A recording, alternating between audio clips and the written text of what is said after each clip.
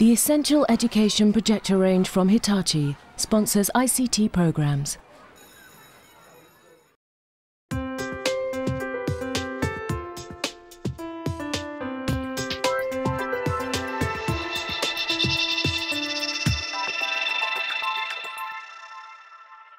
Hello and welcome to a Resource Review ICT special.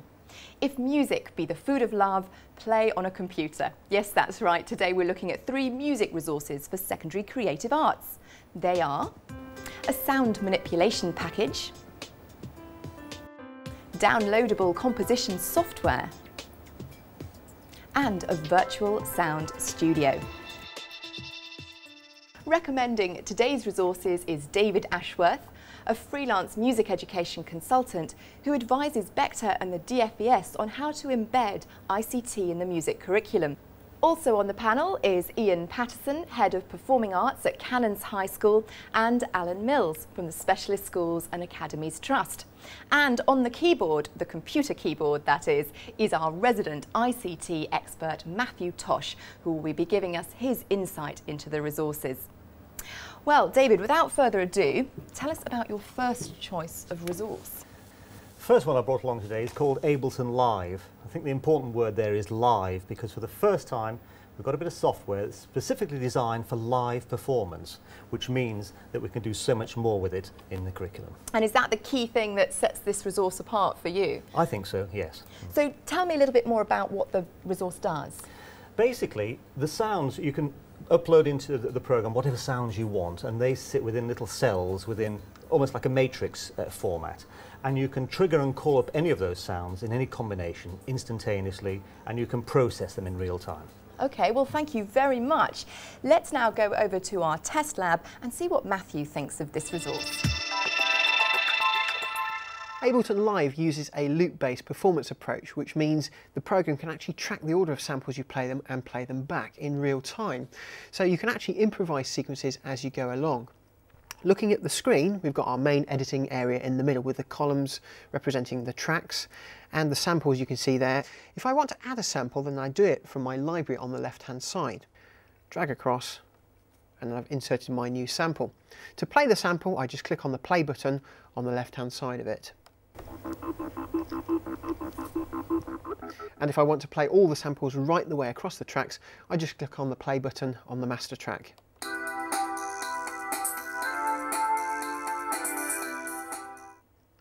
Now the really clever bit is when you want to record. You just click on the record button at the top, and in the same way that I've just been playing my samples, the programmer will now actually make a note of them.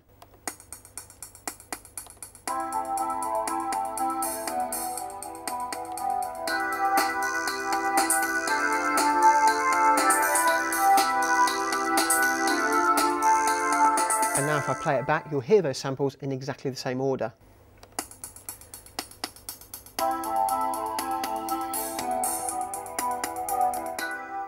Well, you get the idea, that's working quite nicely. But you can also add audio effects, change all the levels, master your composition in exactly the same way. So when you play it back, you'll hear precisely what you created, including any mistakes. But don't worry, there is a handy undo function from the edit menu, and there's a really good help box in the bottom left-hand corner of the screen. And that completes my express tour of the Ableton Live software.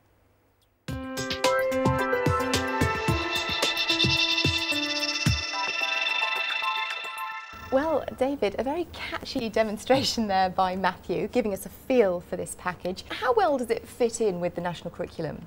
I think once you realise the potential of this programme, it maps across a lot of the music curriculum. It's not just a techno DJ application, although that's obviously where it sits most readily, I suppose.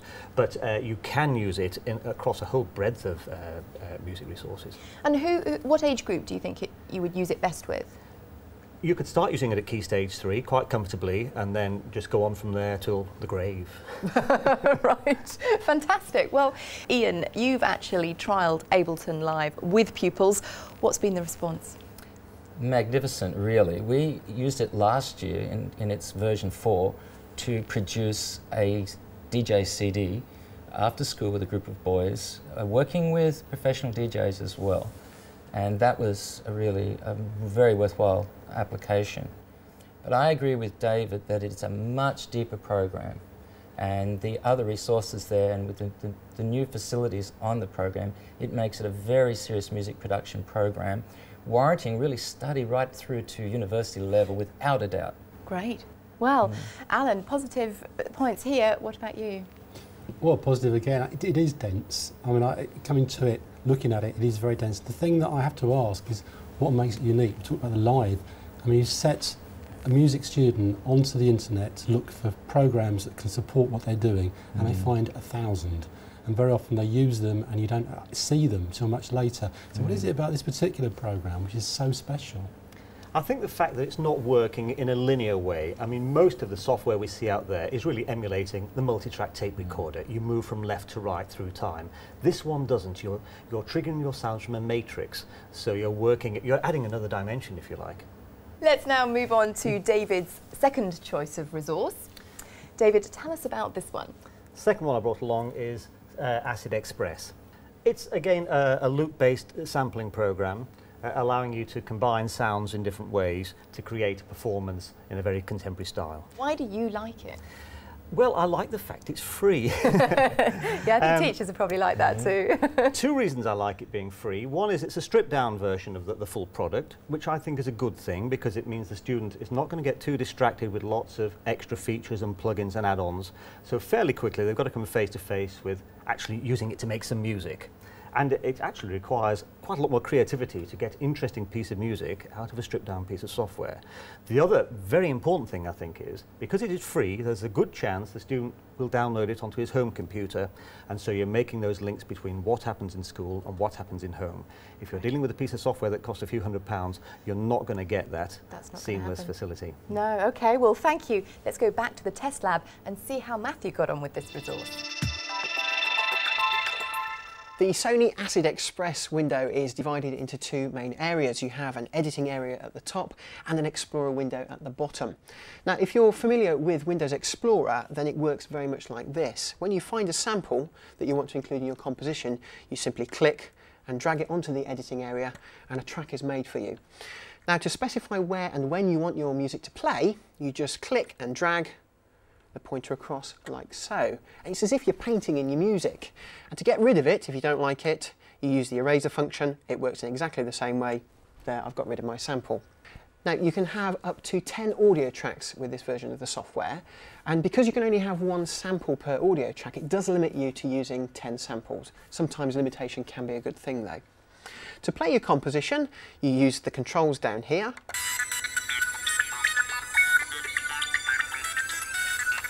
And they work just like a CD player.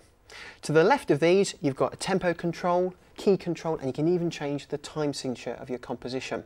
When you want to export, you go to the Render As function, and you can have a choice. You can export as MP3, but because this is a freeware version of the software, you can only export a maximum of 20 times from installation. You can also make Windows audio files and also real audio files, and these are done at a reduced bitrate, which means when you play them back you get a very slight but nevertheless noticeable reduction in sound quality. There is a really good Show Me How function that takes you through. It's a tutorial and I found this really useful for getting to grips with the software.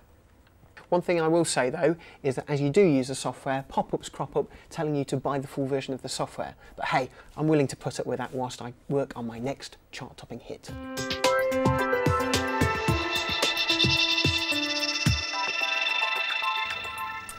Well, David, an exciting resource for a free one, as Matthew showed us, but it's not new, is it? It's been around for a little while. Is there anything out there that has eclipsed it? Well, as you say, it's not new, but I think it'd be new to schools. There aren't that many schools that I know of that are using Acid Express. OK, well, let's turn to Ian now. How have you found working with Acid Express? It is very simple, and I think it's as an introduction to a much larger program, by the way. The professional Acid Pro, as it's called, is a substantial program. This is a window into that, and as such it's a very sound beginning. It does allow you to teach some serious things in the curriculum. For example, if you see the structures up there, it'd be very easy to teach the logical flow of an arrangement or a popular song by putting in sections of the introduction and jumbling it all up, having them structure this in a logical way. And how did the pupils respond? What did they think of it? Students actually love this type of loop-based working in patterns. You know, it's a good thing because music is about patterns. Whether you're studying jazz or whether you're studying Bach or Beethoven, it's all about patterns. Right. God, there's a lot to get out of this free resource, I think. Alan, what are your thoughts? I think it's great. I think the best thing about it is the fact that it liberates the child, and the child is the one who's using it at home. It's available. So many programs available in schools aren't available to the child at home unless they've got enough money and a strong enough computer to run it. This appears to run on a reasonably, not terribly robust computer. It runs. It certainly offers a lot of creative activity, and I think that's the important thing about it. It's a resource for the student, not so much for teaching. So I think it's a fantastic free resource. Great. Well, just a final question for David. Would you buy the full version, having used this free version? Do you think that's what teachers will want to go and do? I'm sure they will. And there are stepping stones. You can go from this free version to like a mid-price version, Acid Studio, Right. and then if you want to go the whole hog Build into up. the industry, you go to Acid Pro. Great. Well, thank you very much. Now, David, moving on then to your third choice of resource. Now, I described this in the introduction as a virtual sound studio, but it boils down to a couple of books and a CD. What is this resource? If you look at the screen, you'll see it's wonderful. You've got rivets, you've got bolts, you've got knobs and dials. If you flick it on the back, you'll see cables and jack sockets. You just really want to stroke it. It's marvellous. So that comes off this Yes, CD, yes. presumably. And it's called Teaching Music with Reason. Is this a teaching resource or for the pupils to actually get their hands on? It's both, and the reason I brought this along is because I think that the teaching pack that accompanies it is so good, and I think is an exemplar of what a teaching pack should be like to support a piece of music software in the curriculum. Because so many of the handbooks and manuals that go with software are written from a technical point of view. Okay. This one has been put together by an orchestral musician, and the exercises and steps she takes you through in the student's book and the teacher's book are musical exercises. So you're doing musical exercises all the way through, and you're learning about the technology on the way. So I think it's wonderful. Okay, well worth it. Well, let's see briefly what the panel think. Ian. Yes, again, it is a marvellous tool. 25 years ago when I was teaching, we had tape recorders set up with loops on them and a 16-channel mixer. And this actually creates all of these things, and a synthesizer, and it does all of what we used to do with the cabling on the back for you to actually plug it in. In a way, I've found some students found that a little difficult because they've grown up in a digital world of matrix. But on the other hand, it does teach them the rational flow. Okay, we haven't got much time, Yep. but Alan, what are your thoughts? I think it's great because the way in which students now can access music through technology, they don't have to be fantastic performers, they can create their own composition. I think it's wonderful the way technology is used to actually explain the basis of that. Yeah, agreed, analog, not digital, but you're using the digital approach to create a real experience of the history of music. And the history of music to most students nowadays is not the history of music that was taught in music lessons, it's the history of music as proposed by this particular piece of software. It's tremendous. Okay, well, I'm sorry, that's all we've got time for today. Some great discussion. But to recap, the three resources that we looked at were Ableton Live software package from Ableton AG, Acid Express 5 download from Sony, and Teaching Music with Reason CDs from Propellerhead Software. For information on the resources featured in the programme, go to our website, teachers.tv/resource review, or email us, resourcereview@teachers.tv. Big thank you to our panel, to David, to Ian and to Alan. Thank you for joining us, and we'll see you next time on Resource Review. Bye-bye.